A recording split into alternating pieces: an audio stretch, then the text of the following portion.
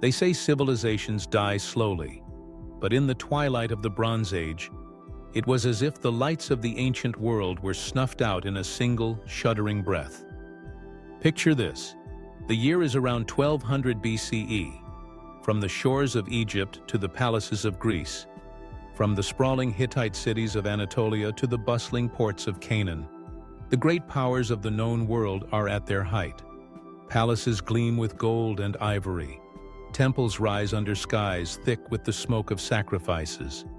The sea lanes are busy with ships heavy with copper, tin, wine, oil, and grain. There is trade, diplomacy, war, yes, but also a kind of delicate balance that has lasted for centuries. And then, in the span of a single human lifetime, it all begins to unravel. The clay tablets fall silent. The palaces burn. Entire cities vanish from the record. And for the people living through it, there's no grand announcement of collapse. There's only the creeping knowledge that the world as they know it is slipping away, like sand through their fingers. To understand the scale of what happened, we need to step back into the Bronze Age, the glittering, fragile network that bound these kingdoms together. Bronze itself was the lifeblood of the era, a metal harder than pure copper, perfect for weapons, tools, and luxury goods. But it wasn't just lying around waiting to be mined. You needed copper, and you needed tin. Often those two were found thousands of miles apart. This meant that if you were a king in Mycenae or Ugarit or Hattusa, your strength wasn't just in your army. It was in your ability to keep the trade routes open. Your smiths depended on merchants. Merchants depended on ships. Ships depended on alliances. It was a web, complex, interdependent, and more fragile than anyone realized. In the late 13th century BCE, this web began to fray. And the first signs came not as a whisper, but as a roar. Imagine standing on the walls of a port city along the Levantine coast. The horizon darkens, not with storm clouds but with sails. Dozens, maybe hundreds of ships, moving as one. They are long, low, and fast. Their prows are painted, carved with snarling beasts. You hear the beat of drums carrying over the water. The defenders ready their bows, their spears. But these are not merchants. They are raiders, warriors from somewhere beyond the horizon, armed with bronze swords and axes, their eyes wild with hunger and conquest. The Egyptians called them the Sea Peoples. We don't know exactly who they were. Some may have been displaced Mycenaeans. Others perhaps came from the islands of the Aegean, or even further afield. But what we do know is this: they struck again and again, from Anatolia to the Nile Delta, toppling cities and cutting off the arteries of trade. The Hittite Empire, once a titan of the ancient Near East, was crippled, its capital Hattusa abandoned and left to crumble. The kingdom of Ugarit sent desperate letters for aid, warning of enemy ships on the horizon. And then it too went silent. Its once thriving port turned to ash.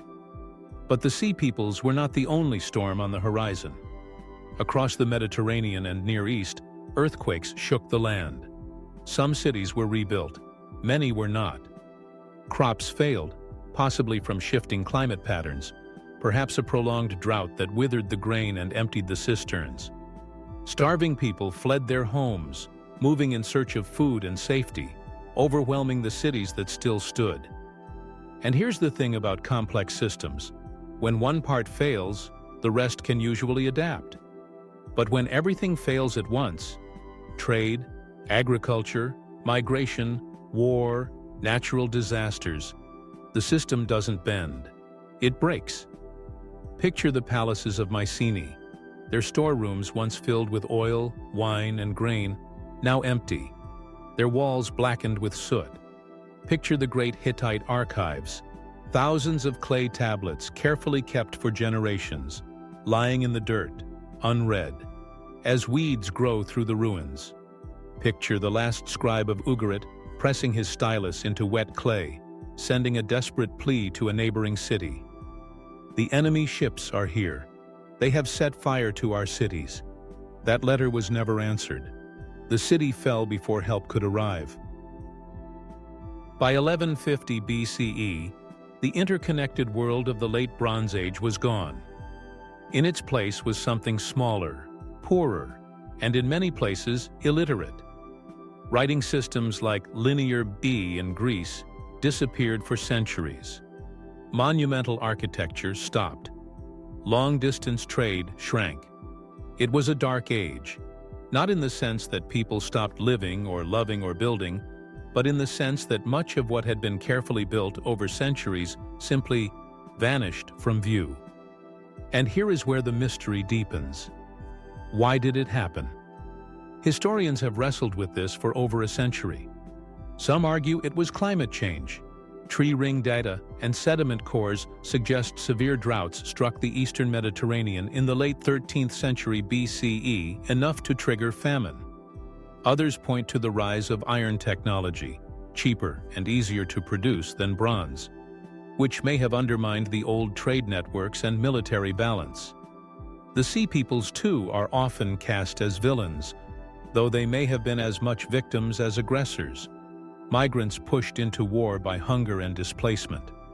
There's evidence of internal rebellion in some places, the common people rising against the palace elites who could no longer provide for them. And then, of course, there are the earthquakes, a storm of seismic activity that toppled walls and fractured cities already weakened by famine and war. What makes it so haunting is that it wasn't one cause. It was all of them, hitting at once. A perfect storm of disaster in a world that thought itself unshakable. But here's the most unsettling thought. In the years leading up to the collapse, life in these kingdoms would have looked normal. Maybe there were a few more bad harvests than usual. Maybe more refugees at the gates. Maybe a little more tension along the borders. But the palaces still held feasts. The temples still burned incense. Trade ships still arrived with goods from far-off lands. The people living through it may not have realized they were standing on the edge of an abyss until the ground gave way beneath them. That's what lingers in my mind, the fragility of it all.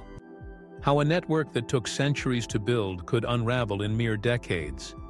How the knowledge of writing, architecture, statecraft, things we take for granted, could be lost so completely that future generations would have to rediscover them from scratch. Today, archaeologists piece together this vanished world from ruins, pottery shards, and half-burned tablets. In the rubble of ancient cities, they find the collapsed walls of palaces, the skeletons of ships still holding their cargo of copper ingots, the broken remnants of a trade that once spanned continents. Each find is a whisper from that lost age. But whispers can only tell us so much. The full story of the Bronze Age collapse may be something we never truly grasp, a shadow at the edge of our understanding. Still, standing in the ruins of a place like Mycenae or Ugarit, you can almost feel it. The wind sighs through broken gates. The stones are warm under the sun. Somewhere beneath your feet lie the streets where merchants haggled, soldiers marched, and children played. And then you remember, they thought their world would last forever too. Thank you for joining me on this journey through one of history's great mysteries. I'd love to hear your thoughts. If you could travel back to the Bronze Age, knowing what was coming, what would you try to save? Would you warn them? Or simply bear witness? Share your thoughts in the comments below. And if you enjoyed this journey into the unknown, please like, comment, and share. It truly helps keep these stories alive.